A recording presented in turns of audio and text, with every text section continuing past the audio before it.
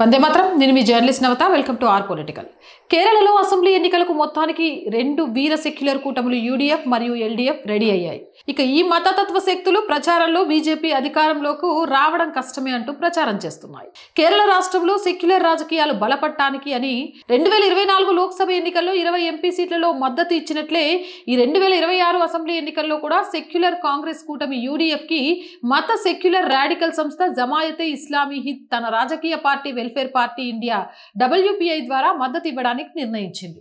Secular UDF విజయం కోసం తాము ఎక్కడ పోటీ చేయడం లేదు అని 140 స్థానాల్లో కాంగ్రెస్ నేతృత్వంలోని యూడీఎఫ్ కి పూర్తి మద్దతు ఇస్తామని WPI ప్రకటించింది.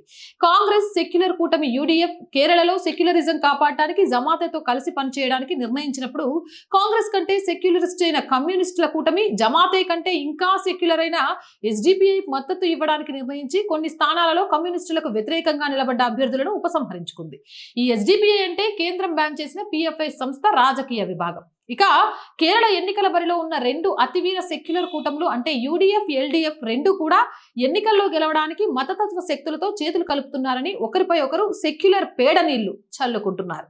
ఇలా కేరళలో సెక్యులరిజం కాపాడడానికి కాంగ్రెస్ కమ్యూనిస్టులు పోటీ పడుతూ ఎవరి వీర సెక్యులరిస్టులు నిర్ణయించుకున్నందుకు తహతహలాడుతూ ఉంటే బీజేపీని ద్వేషించే సోషల్ మీడియా సెక్యులరిస్టులు కేరళలో ఎవరి పక్షం వహించాలో తెలియక జుట్టులు గట్టిగా పీకేసుకుంటున్నారట.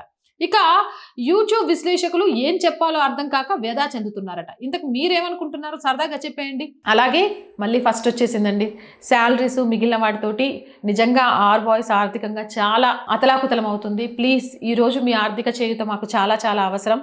సో ఆర్థికంగా సపోర్ట్ చేయాలి అనుకుంటే సబ్స్క్రిప్షన్ పక్కనే జాయిన్ అనే బటన్ ఉంది. 1 to 5 లెవెల్స్ ఉన్నాయి. ఏదో ఒక లెవెల్లో సపోర్ట్ చేయండి. లేదా స్క్రీన్ మీద గూగుల్ పే ఫోన్ పేతో పాటు అకౌంట్ డీటెయిల్స్ ఉన్నాయి. మీకు తోచిన సహాయాన్ని అందించండి. వ్యాపార ప్రకటనల కోసం 8328 500 576 నెంబర్ని సంప్రదించండి. జై హింద్, జై భారత్.